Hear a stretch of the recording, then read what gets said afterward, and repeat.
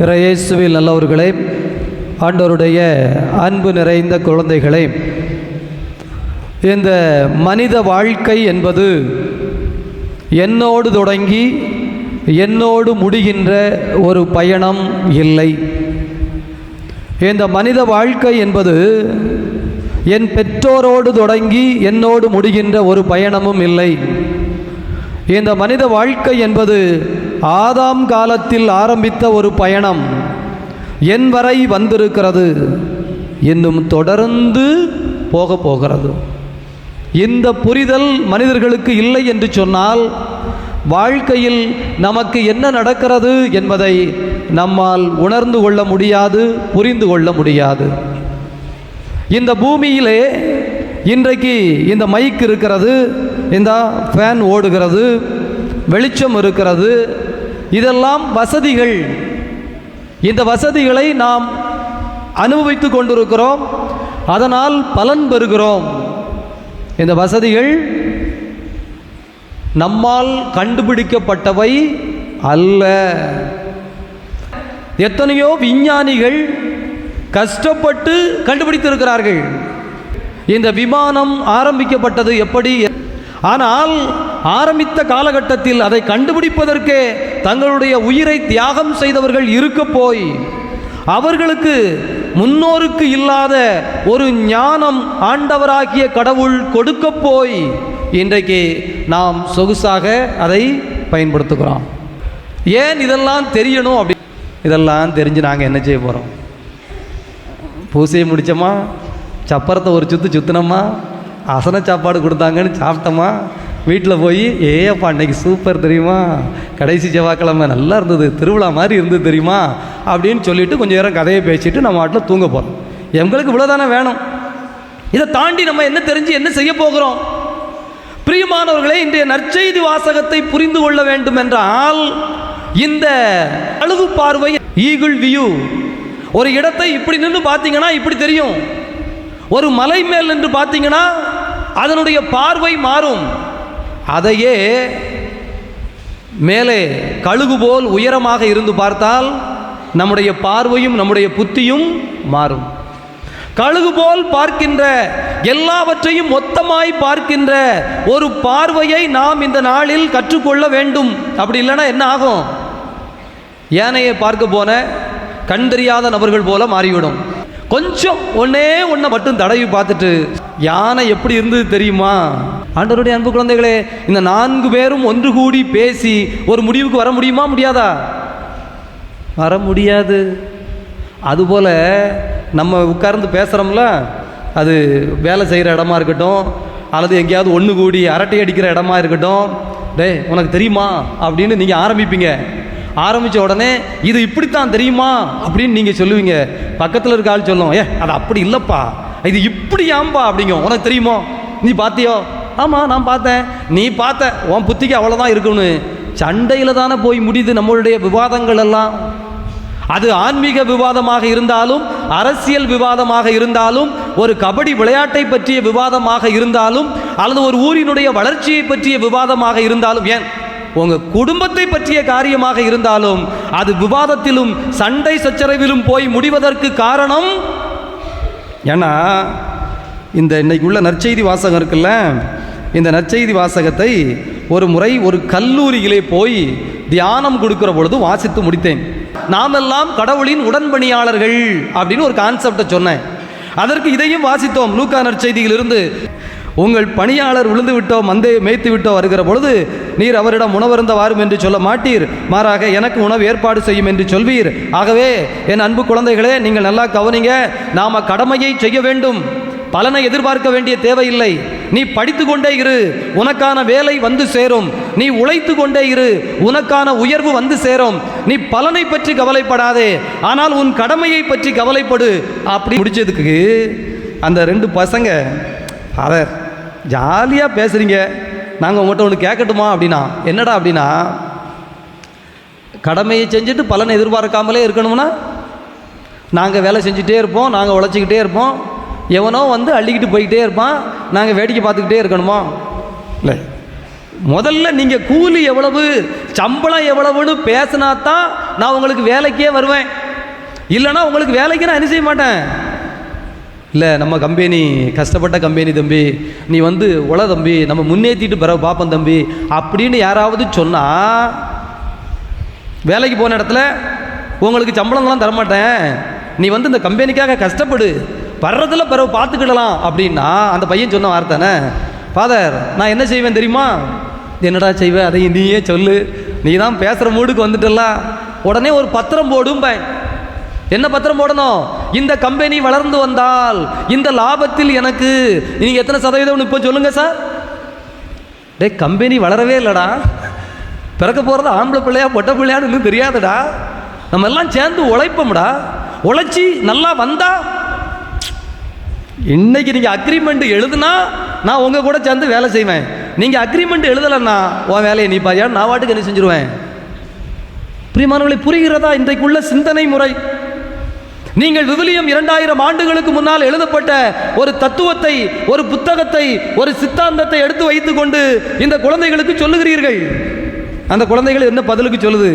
அட போப்பா, உனக்கு தெரியாது, அட போமா, நீ சும்மா இருமா, அது அப்படி கிடையாதுமா, அது எப்படி தெரியுமா அப்படின்னு.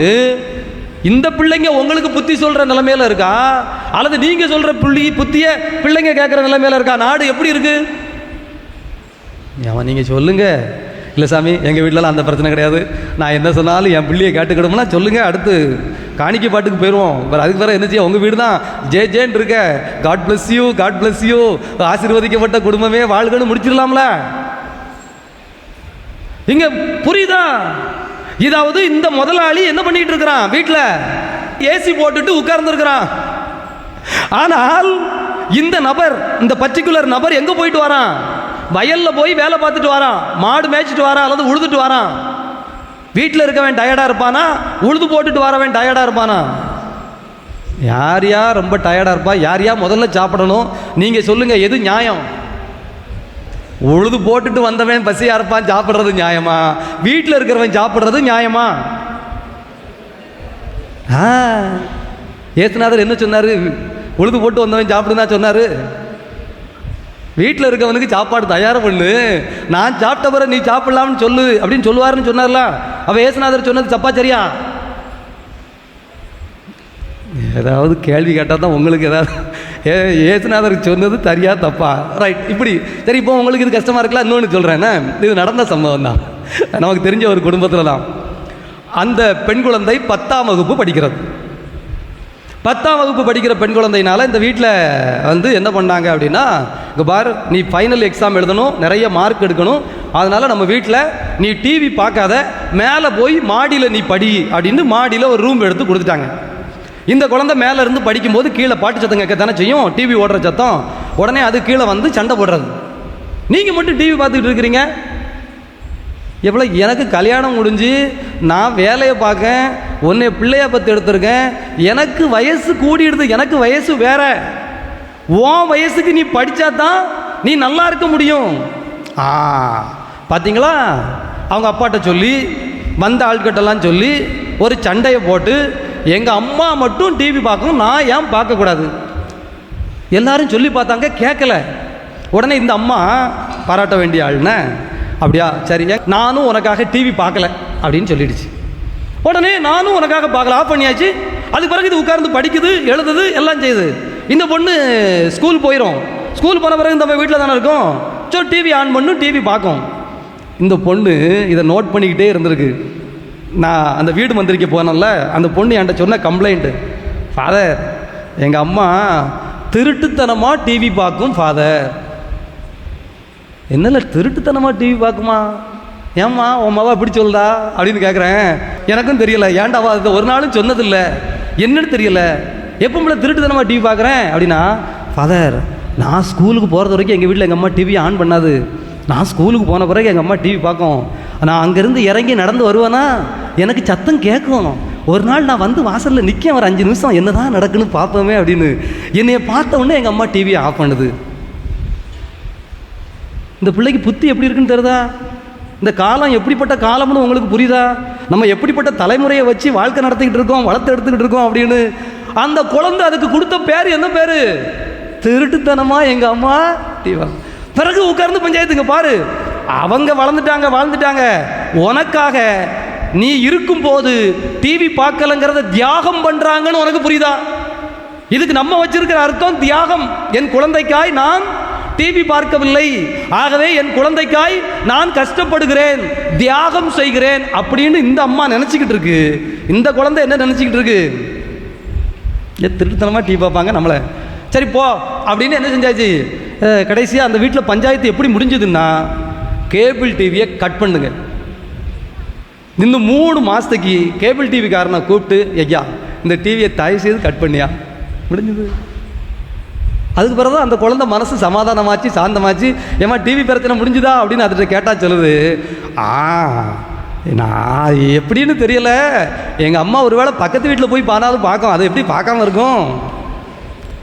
ஆண்டவருடைய அன்பு குழந்தைகளே, இன்றைய இந்த நற்செய்தி வாசகம், குறிப்பாக முதல் வாசகம் 2ம் நமக்கு சொல்லித் தருவது என்னவென்றால், போதனைகளை ஏற்றுக்கொள்ளுகிற உள்ளம் வாழும், போதனைகளை அப்படியே நமக்குள் ஏற்றுக்கொள்ளுகிற மனிதன் கட்டுப்பாடுகளையும் ஒழுங்குகளையும் கொண்டவனாக வாழ்வான். அப்படிப்பட்ட குடும்பம் உயர்ந்து நிற்கும். போதனையே எனக்கு ஆகாது, போதனைகளை நான் ஏற்றுக்கொள்ளவே மாட்டேன் என்று சொல்லுகிற சமூகம் அல்லது சொல்லுகிற குழந்தைகள், யாராவது உங்களுக்கு போதனை சொன்னாங்கன்னு வச்சுக்கோங்களேன், அறிவுரை சொன்னாங்கன்னு வச்சுக்கோங்களேன், உங்கள் வீட்டில் எனக்கு அதெல்லாம் முடியாது, கேட்க மாட்டேன் அப்படின்னு நீ சொன்னேன்னு வச்சுக்கோங்க, அவங்க வாங்கி கொடுக்குற ட்ரெஸ்ஸை நீ போடக்கூடாது, அவங்க வச்சிருக்கிற செல்ஃபோனை நீ எடுத்து பார்க்கக்கூடாது, அவங்க பொங்கி தர சாப்பாட்டை நீ என்ன செய்யக்கூடாது, புரியுதா? அவங்க கொடுக்குற சாப்பாட்டை சாப்பிடுவேன், அவங்க கொடுக்குற ட்ரெஸ்ஸை போடுவேன், ஆனால் அவங்க ஒரு விஷயத்தை இப்படி செய்யணும் நான் செய்ய மாட்டேன் அப்படின்னா அடிப்படை தவறு. சிந்தனை முறையில் குழப்பம் வந்துவிட்டது. அல்லது இந்த காலம் புரட்சி காலம்னு சொல்கிறாங்கல்ல, இது என்ன புரட்சி காலம்னா விதண்டாவாத புரட்சி காலம். இப்போ நம்ம என்ன காலத்தில் இருக்கிறோம்? வாதம்லாம் கிடையாது, ஜஸ்டிஸாக நியாயமான ஆர்கியூமெண்ட்லாம் பேசுறதுக்கு யாரும் தயாரா இல்லை. நான் எதை நினைக்கிறேனோ அதுதான் சரி, நான் எதை சொல்லுகிறேனோ அது மட்டும்தான் சரி, மற்றவர்கள் பேசுவதெல்லாம் தவறு.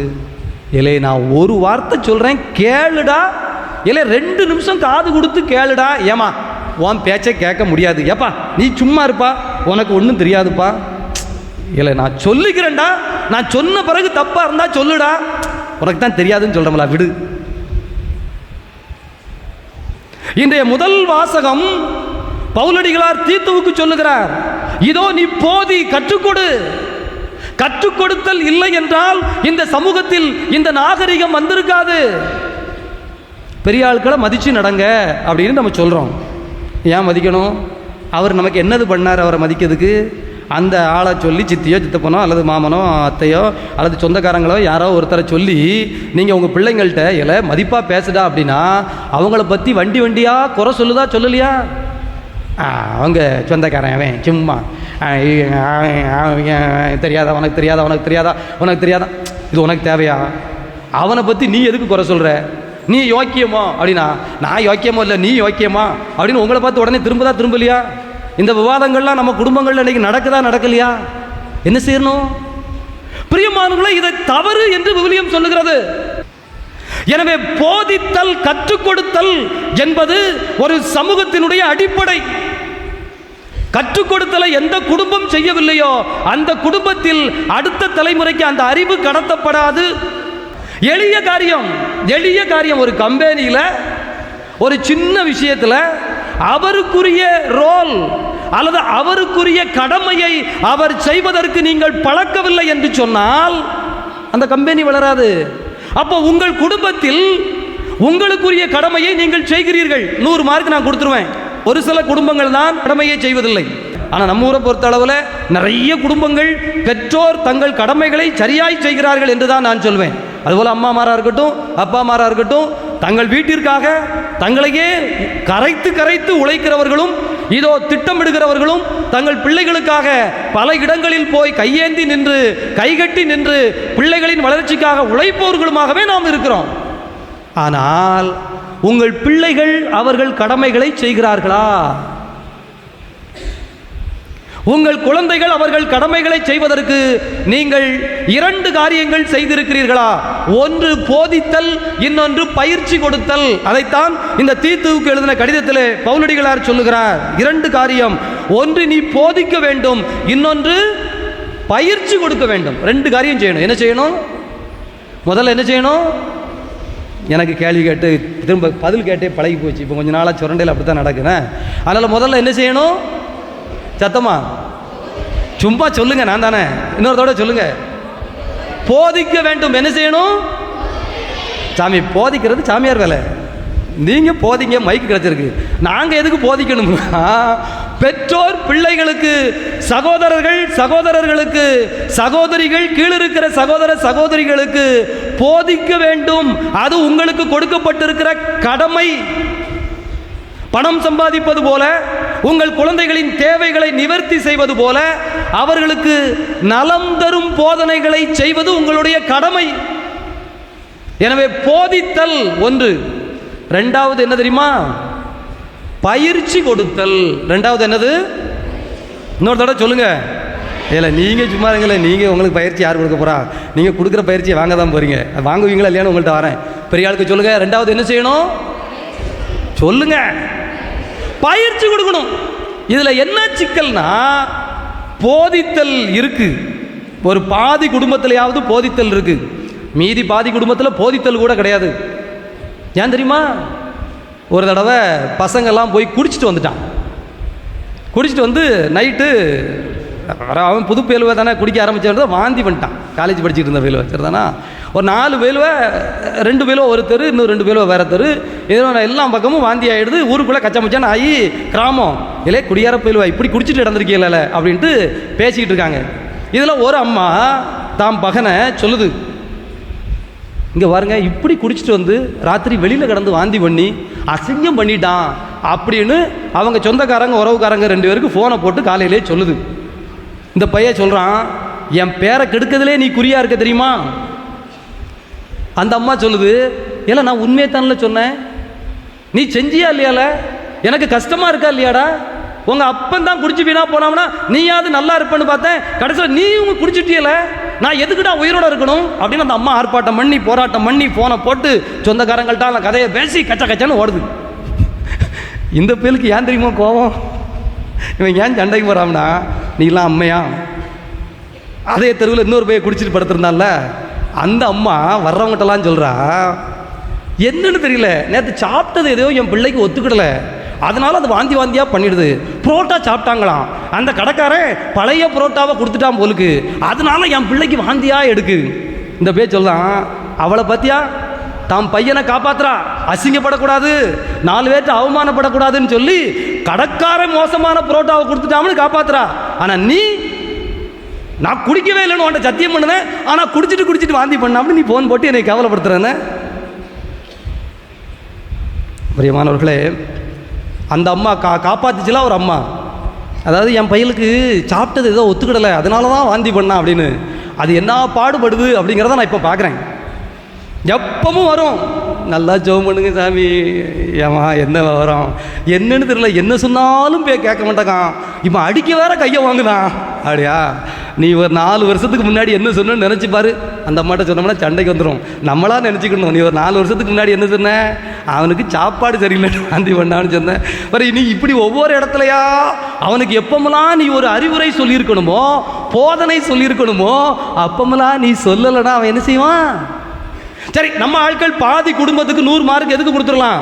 போதிக்கிறீர்கள் என்பதற்கு கொடுத்துடலாம். ஆனால் பயிற்சி கொடுக்கிறீர்களா? பயிற்சி கொடுக்கறதுக்கும் போதனைக்கு என்ன சாமி வித்தியாசம் அப்படின்னா, இப்போ இதுவும் ஒரு வீட்டில் நடந்தது தானே, போயாச்சு, இப்படி ஒரு கதையை பேசியாச்சு. உடனே அந்த அம்மா கேட்கு, சொல்லுங்க சாமி, என்ன சாமி செய்யணும்?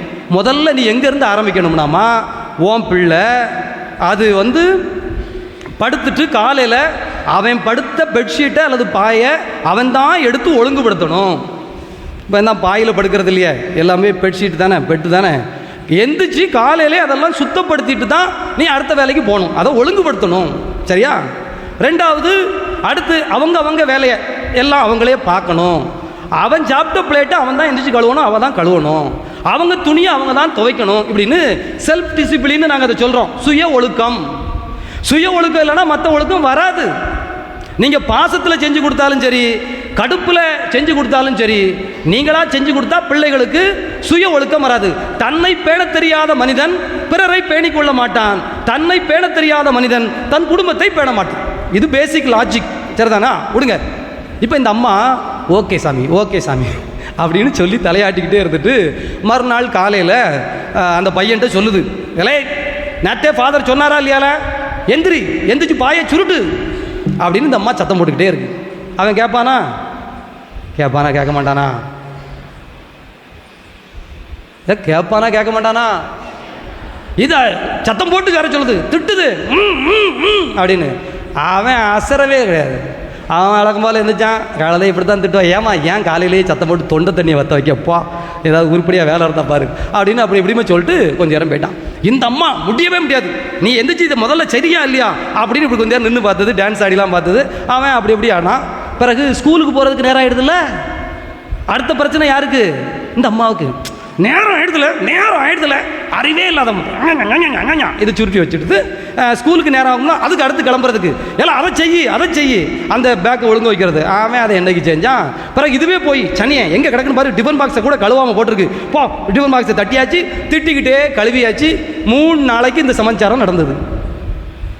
4வது நாளையிலிருந்து இந்த அம்மா டெய்லி காலையில் இருந்த உடனே அவனை திட்டிக்கிட்டே வேலையை பார்க்கும். முன்னாடி சும்மா வேலையை பார்த்தது, இப்போ என்ன செஞ்சது? திட்டிக்கிட்டே வேலையை பார்த்தது. ஏறக்குறைய ஒரு 15 நாள் கழித்து நான் போனேன். ஏம்மா எப்படி இப்போ வீடெல்லாம் எப்படி இருக்கு? பரவாயில்ல சாமி, நம்ம சொன்னால் பதில் பேச மாட்டேக்கான் சாமி. அவனை கூப்பிட்டு எல்லாம் என்ன தான் நடக்கு? நான் ஒரு வேலையும் செய்யலை, எங்கள் அம்மாவே தான் செய்யுது.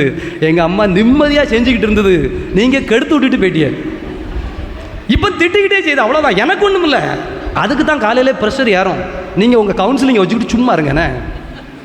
அவன் எனக்கு ஐடியா கொடுக்கான், நீ சும்மா இருந்தா. ஏன்னா இப்பவும் யார் தான் வேலை பார்க்கா? அந்த அம்மா தான் வேலை பார்க்கு.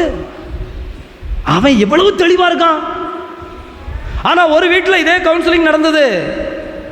அந்த பையன் டெய்லி காலையில் இந்த அம்மா எழுப்பித்தான் காலேஜ் போகணும். அப்போ ஒரு சண்டையாகுது, சச்சரவாகுது. இந்த அம்மாவுக்கு அதுவே காலையில் டென்ஷன், ப்ரெஷர். அப்போ நான் எல்லாம் சொல்லி கொடுத்து கடைசியாக முடித்தது என்னன்னா, நீ அவனை எழுப்பாத. காலேஜ் போகாமல் போயிட்டாம்னா அப்படி ஆயிடுச்சுன்னா அதை நீ எழுப்பாத, அவ்வளோதான் உன் வேலை. ரைட். இந்த அம்மா கொஞ்சம் சொல் பேச்சு கேட்குற அம்மான்னு வச்சுக்கோமே, அதை கொஞ்சம் சிந்திக்கிற அம்மான்னு வச்சுக்கோமே. அது நாள் எழுப்பவே இல்லை. இந்த பையன் 9:30க்கு எந்திரிச்சு, நீ என்னை எழுப்பலை, நான் இன்னைக்கு காலேஜ் போகணுமா வேண்டாமா, என்ன ஆச்சு? நீ போனா போயா, போட்டா அப்படியா, என்னையே தொல்லை கொண்டாது. ஒன்றே எழுப்பக்கூடாதுங்கிறது தான் எங்களுக்கு கொடுக்கப்பட்ட வாக்கு. நீயே எந்திரிச்சு போ, காலேஜ் படிக்கிற பையன், ஏன் உனக்கு சொந்த புத்தி கிடையாது, அவன் வேலையை பாரு அப்படின்னு. அவன் நாள் அப்படியா, நல்லது, நான் காலேஜ் போகலை, நான் உழைக்க மாட்டேன், சம்பாதிக்க மாட்டேன். நான் சம்பாதிக்கலைன்னா உனக்கு தானே நஷ்டம். வா என்னை வச்சு கஞ்சி ஊற்று, மல்லுக்கு நிற்பாமலா பயிலும். அவனும் போகலை. இந்த அம்மா கண்டுக்கவே இல்லை, பதறவே இல்லை. 2வது நாள் காலையில் அவன் யோசித்து பார்க்கான், எழுப்புவாளா அப்படின்னு. அவள் தான் எழுப்புற மூடல இல்லையா. எழுப்புனா என்ன குறைஞ்சா போயிடுவேன். இங்கே பாரு, அந்த வேலை கிடையாது. மற்ற வேலையெல்லாம் சொல்லு, உன்னைய காலையில் இந்த எழுப்புற சங்காத்தான் நமக்கு வேண்டாம்.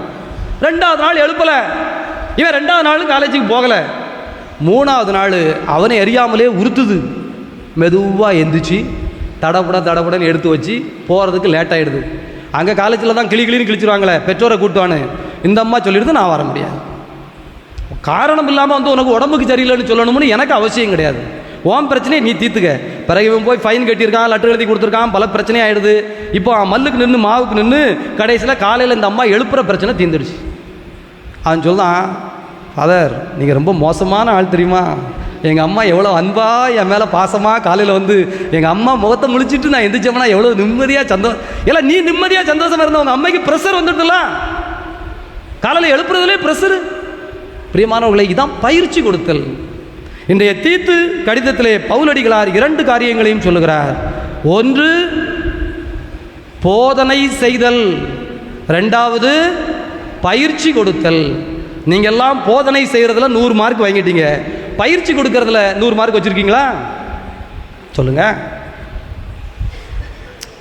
செருப்பை அவனே போடணும், ஒரு ஷூவை மாட்டணும். ஒரு வீட்டில் உட்கார்ந்துருக்கேன், காலையில் அவன் ஸ்கூல் கிளம்பிக்கிட்டு இருக்கான், சின்ன பையன். எல்கேஜி படிக்கிற பையன்.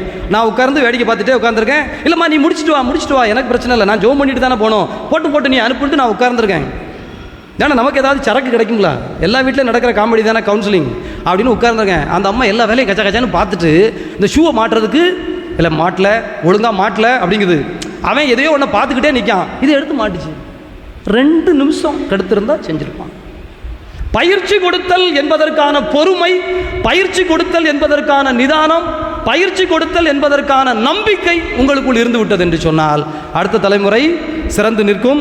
எனவே இந்த வேலையாளுக்கு இந்த எஜமானன் கொடுக்கின்ற பயிற்சி என்னவென்றால், அவன் தன் கடமைகளை சிறப்பாய் செய்வான். சிறப்பாய் செய்ததற்காக அவனுக்கு சம்பளம் கொடுக்கிறான், சிறப்பாய் செய்ததற்காக அவனை உட்கார சொல்லி உணவு அருந்த சொல்லுகிறான். எல்லாம் முடிந்த பிறகு அந்த வேலையாளோ அந்த வீட்டிலே கடைசி வரை தன் கடமைகளை சிறப்பாய் செய்ததற்கான ஆசீர்வாதத்தை பெறாமல் போக மாட்டான். உங்களுக்கும் நீங்கள் உங்கள் கடமைகளை சரியாய் செய்கிற பொழுது ஆண்டவர் உங்களுக்கு பரிசு பலன் தராமல் போக மாட்டார். ஆனால் உங்கள் கடமைகள் ஒன்று தான் சொல்லியிருக்கோனே. பெற்றோருக்கு பிள்ளைகளை குறித்த கடமைகள் 2. ஒன்று போதித்தல், இன்னொன்று பயிற்சி கொடுத்தல். போதித்தலில் உங்களுக்கு 100 மார்க்கு, பயிற்சி கொடுத்தல் இருந்தால் எனக்கு வந்து சொல்லுங்கள், அந்த குடும்பங்களுக்கெல்லாம் பாராட்டு சொல்லிடுவோம். இல்லாத குடும்பமாக இருந்தால் இன்றைக்கி அந்தோணியாராக பார்த்து கூப்பிட்டு வந்தார், இவ்வளோ காலம் நம்ம பேசணும், அதனுடைய விளைவாய் நமது குடும்பங்கள் ஆசீர்வதிக்கப்படுவதாக. இல்லை உங்களுக்கு சொல்லலைன்னு சொல்லக்கூடாதுண்ணே. என்ன பயிற்சி கொடுத்தாலும் வாங்கிக்கிடணும். என்ன பயிற்சி கொடுத்தாலும் என்ன செய்யணும் சொல்லு? என்ன பயிற்சி கொடுத்தாலும் என்ன செய்யணும்? என்ன பயிற்சி கொடுத்தாலும் என்ன செய்யணும்? ஆமாம், பயிற்சி கொடுக்குறதுனா என்னென்னு தெரியுங்களா? காலையில் எந்திரினா அது ஒரு பயிற்சி. காலையில் எந்திரினா அது ஒரு பயிற்சி. எந்திக்கணுமா எந்திக்க கூடாதா? எந்திக்கணுமா எந்திக்க கூடாத? இப்படி ஒரு 25 பயிற்சி உங்கள் பிள்ளைங்களுக்கு நீங்கள் முதல்ல எழுதி கொடுங்க. ஏதாவது கேட்கலன்னா என்கிட்ட சொல்லுங்கள், எப்படி வந்து போகிற இடம் தானே, நான் கூப்பிட்டு வச்சு என்ன செஞ்சுக்கிறேன் ஒரு நாள். ஆகவே காலையில் எழும்புதல், தன்னை தானே பேணுதல், தன் கடமைகளை தானே ஒழுங்கு வர செய்தல், பெற்றோருக்கு செய்ய வேண்டிய கடமைகளையும் வேலைகளையும் செய்தல், கல்விக்கு செய்ய வேண்டிய கடமைகளையும் வேலைகளையும் செய்தல், ஆலயத்திற்கு வருதல், ஆண்டவனை தரிசிப்பதற்கும் ஆன்மாவை வளர்ப்பதற்கும் என்னென்ன காரியங்கள் செய்ய வேண்டும், தினம் சற்று விவிலியம் வாசிக்க வேண்டும், ஜபம் ஜபிக்க வேண்டும், ஜபமாலை ஜபிக்க வேண்டும், அன்றன்று வீட்டு பாடங்களை அன்றன்று செய்ய வேண்டும். ஃபாதர், நீங்கள் எங்களுக்கு வீடு நடத்துறதுக்கு சொல்லி தரீங்களா இல்லை மிலிட்ரி நடத்துறதுக்கு சொல்லி தரீங்களா? இவ்வளோ ரூல்ஸ் அண்ட் ரெகுலேஷன் வச்சு நாங்கள் வாழணுமா? அப்படின்னா நீ வாழ்ந்தால் ஆசீர்வாதத்தை பெற்றுக்கொள்வாய். இல்லை அப்படின்னா இந்தா இவங்களோட சண்டையாக போட்டு கடைசியில் நீ இங்கனே தான் மாவுக்கு நிற்கணுமே தவிர, பெரிய பெரிய நாடு இருக்குது, பெரிய பெரிய ஊர் இருக்குது, அதெல்லாம் போய் கடைசி வரைக்கும் என்ன செய்ய போகிறதில்ல. அப்புறம் உங்கள்கிட்டே சண்டை போட்ட பிறகு இன்றைக்கி எங்கே படித்து எங்கே போய் எந்த நாட்டை போய் பார்க்க? அதனால் நீங்கள் ஒரு எழுதி கொடுங்க, இதெல்லாம் நீங்கள் செய்ய வேண்டிய காரியம்னு நமது குழந்தைகள் செய்வார்கள். செய்வீங்களால? இல்லை செய்வீங்களா? செய்ய மாட்டியா? ஏலாம் கை தூக்கு. கொடுக்குற பயிற்சியை செய்வோங்கிற ஆள்லாம் கை தூக்கல தங்கம். இல்லை நீங்களும் தூக்குங்களா? அவன் இப்போவே எவ்வளோ தெளிவாக இருக்கான் பாரு. தூக்கல, கை தூக்கல. கொடுக்குற பயிற்சியை செய்வோம், செய்கிறவங்களாம் கை தூக்கு. தூக்கு. ரைட், கை தூக்கிட்டியா? கை யார் முன்னாடி தூக்கியிருக்கிறீங்க? ஏசப்பா முன்னாடி. கோயிலில் ஆண்டவர் இருக்காரா இல்லையா? அன்னை மரியா இருக்காங்க, அந்தோனியா இருக்காரு. அவங்களுக்கு தானே வாக்கு கொடுத்துருக்கீங்க. செய்வியா செய்ய மாட்டியா? இப்போ யாரெல்லாம் செய்வீங்க? கை தூக்கு. எல்லா வசங்களும் தூக்க. கை தட்டுங்க, தட்டுங்க. நீங்கள் பெரிய ஆளுங்க கையை தட்டுங்க. பத்தியாளா? ஒரு போதனை கொடுத்ததோடு மட்டும் இல்லை, இல்லை கையை தூக்குன்னு ஒரு பயிற்சி கொடுத்தோன்னா சந்தோஷமாக தூக்கிச்சிங்களா? இவ்வளோ தான் வரும். ரைட், கை கீழே போட்டுக்க. என்ன நீங்களும் கை தட்டிக்க. தட்டிக்க, உனக்கு தட்டிக்க. குட் பாய். ரைட், நல்லது. ஆசீர்வாதமாக இருக்கட்டும். நல்ல நாள், ஆசீர்வாதத்துக்குரிய நாள், நல்ல வசனம். அப்படியே கண்ணை மூடிக்கோங்க, ஒரு ஜெபம் சொல்லுவோம். கண்ணை மூடிக்கோங்க, கண்ணை மூடிக்கோங்க, கண்ணை மூடிக்கோங்க, கண்ணை மூடிக்கோங்க, கண்ணை மூடிக்கோங்க. பாடுபட்டு உழைக்கிறோம், பலன் வேண்டும். கஷ்டப்பட்டு குடும்பங்களை ஒருங்கிணைக்கிறோம், விளைவு வேண்டும். இதோ 5 தாலந்து கடவுள் கொடுத்த பொழுது அந்த குடும்பம் 5 தாலந்தை சம்பாதித்து நின்றது. அதுபோல நமது குடும்பங்களும் உயர்ந்து நிற்க வேண்டும். நமது குழந்தைகள் எதிர்காலம் இதோ இன்னும் உயர்ந்து நிற்க வேண்டும். கல்வியினால் உயர வேண்டும், சிறந்த வேலை வாய்ப்புகளினால் உயர வேண்டும், இதோ நல்ல ஒழுக்கத்தினால் உயர்ந்து நிற்க வேண்டும். நல்ல ஆன்மீகத்தின் பூமியாய் நம்முடைய பூமி மலர வேண்டும். குறிப்பாக நம்முடைய தந்தை, பங்கு தந்தை இதோ வந்த நாட்களிலிருந்து நமக்கு கொடுக்கிற ஆன்மீக பயிற்சிகள் ஆசீர்வாதத்திற்குரிய பயிற்சிகள். ஒவ்வொரு வார்த்தைகளும் நமக்குள் இருக்கிற அந்த ஆன்மாவை தட்டி எழுப்புகிறது. கண்ணை மூடிக்கோங்க, கண்ணை மூடிக்கோங்க. அப்படியே ஒரு நிமிஷம் ஜெபிங்க, அப்படியே ஒரு நிமிஷம் ஜெபிங்க. ஆண்டவர்கிட்ட ஒப்பு கொடுங்க. இயேசுவே, என் குடும்பத்தை ஒப்பு கொடுக்குறேன். குழந்தைகள் நீங்கள் ஒப்பு கொடுங்க, உங்கள் அப்பா அம்மாவை ஒப்பு கொடுங்க. சின்ன பிள்ளைங்க ஜெபிங்க.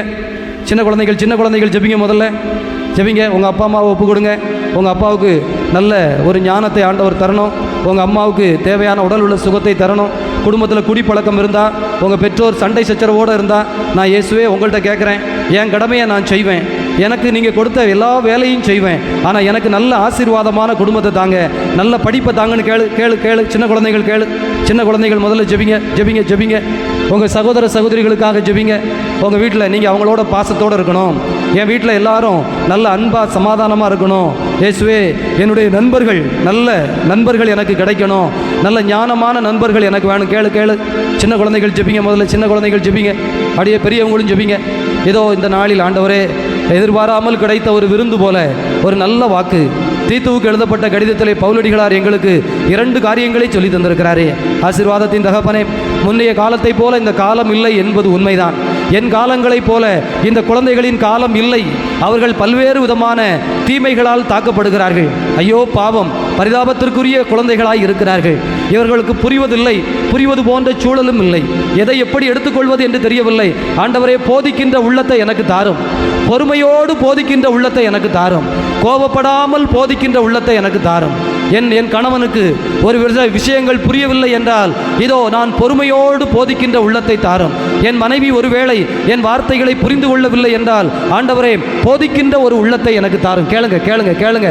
ஆண்டவர் அந்த ஞானத்தை, அந்த ஆவியை, அந்த தூய ஆவியை தரணும். ஆண்டவரே, அதுபோல் பயிற்சி கொடுப்பதற்கு நானும் கூட சில நேரங்களில் என்னை கட்டுப்படுத்த வேண்டும். கோபப்படக்கூடாது, இந்த தீய வார்த்தைகளை பேசிவிடக்கூடாது, இப்படி சண்டையிடக்கூடாது என்று நினைக்கிறேன். ஆசீர்வாதத்தின் தகப்பனே, குடிக்கக்கூடாது, தீமையின் பக்கம் போகக்கூடாது என்று நினைக்கிறேன். ஆனால் பல சமயத்திலே ஆசீர்வாதத்தின் தகப்பனே, என்னை அறியாமல் அந்த நல்ல பயிற்சி எனக்கு கைகூடாமல் போய்விடுகிறது. இன்று அந்தோணியாரின் நவநாளை முன்னிட்டு, தூய் அந்தோணியாரின் இந்த ஆசீர்வாதத்தை முன்னிட்டு, வல்ல தகப்பனே, நன்மையின் தெய்வமே, எனக்கு அந்த நற்பயிற்சியை தாரும். என் குழந்தைகளுக்கு நற்பயிற்சி கொடுப்பதற்கான அந்த ஞானத்தை தாரும். எப்படி கொடுக்க வேண்டும் அந்த சூத்திரத்தை எனக்கு கற்றுத்தாரும். அவர்களுக்கு நான் சொல்வது மட்டுமல்ல, இதோ அவர்களையே செய்ய வைப்பதற்கான ஒரு ஆசீர்வாதத்தை தாரும். இதோ என்னை ரொம்ப கஷ்டப்படுத்தாதங்க கடவுளே, என்னை ரொம்ப கஷ்டப்படுத்தாதங்க கடவுளே. நான் சொல்லுகிற காரியங்கள் எடுபடுவதற்கு உண்டான ஒரு ஞானத்தை என் குழந்தைகளுக்கு தாரும். என் குடும்பத்தில் என் சகோதர சகோதரிகளுக்கு தாரும். என்னுடைய கணவனுக்கு தாரும், என் மனைவிக்கு தாரும், என்னுடைய பெற்றோருக்கு தாரும், என்னுடைய மேனேஜர், என்னோடு வேலை பார்ப்பவர்கள் எல்லோருக்கும் கேளுங்க. கடவுள் தருவார் நிச்சயமாக. இந்த நாள் ஆசீர்வாதத்தின் நாள். இதோ கடைசி செவ்வாய்க்கிழமை, மகிழ்ச்சியின் நாள், மகிமையின் நாள். இதோ புரிவதை சரியாய் புரிந்து கொள்ள, அந்த குழந்தையை போல அல்ல, என் அம்மா எனக்கு தெரியாமல் டிவி பார்க்கிறார்கள் என்று அல்ல, எனக்காக தியாகம் செய்தார்கள். அவர்களுடைய சந்தோஷத்தை எனக்காக இழந்து நிற்கிறார்கள். இதோ என்னவர்கள் எனக்காக துன்ப துயரத்தை அனுபவிக்கிறார்கள். நான் அவர்களுக்கு உழைக்க கடமைப்பட்டிருக்கிறேன், அவர்களது அன்பிற்கு பதில் அன்பு செலுத்த கடமைப்பட்டிருக்கிறேன் என்று தன்னுடைய கடமையை இதோ இந்த குழந்தைகள் தலைமுறையினர் உள்வாங்கிக் கொள்ள, நாம் உள்வாங்கிக் கொள்ள ஆண்டவர் ஆசீர்வதிக்கட்டும். ஆண்டவற்றை கேளுங்க. இதோ பிரசங்கத்தில் சொன்னது பெருசு இல்லை, அதெல்லாம் வார்த்தை, அதெல்லாம் நடந்த சம்பவங்கள். இதோ பவுல் சொன்ன வார்த்தைகளின்படி இந்த நேரத்தில் ஜபத்தினால் கூடும், ஆண்டவருடைய ஆற்றலினாலும் வல்லமையினாலும் கூடும். தயவு செய்து ஜெபிங்க. ஆண்டவர்கிட்ட கேளுங்க. அந்த அதிசயம் நடக்கட்டும். அந்த பேர் அதிசயம் இன்னைக்கு நடக்கட்டும். ஆசீர்வதியும் தகப்பனே, அந்த அதிசயத்தால் எங்களை வழிநடத்தும் தகப்பனே. நன்றி ஆண்டவரே, நன்றி தெய்வமே, நன்றி ராஜா, நன்றி ஐயா, நன்றி.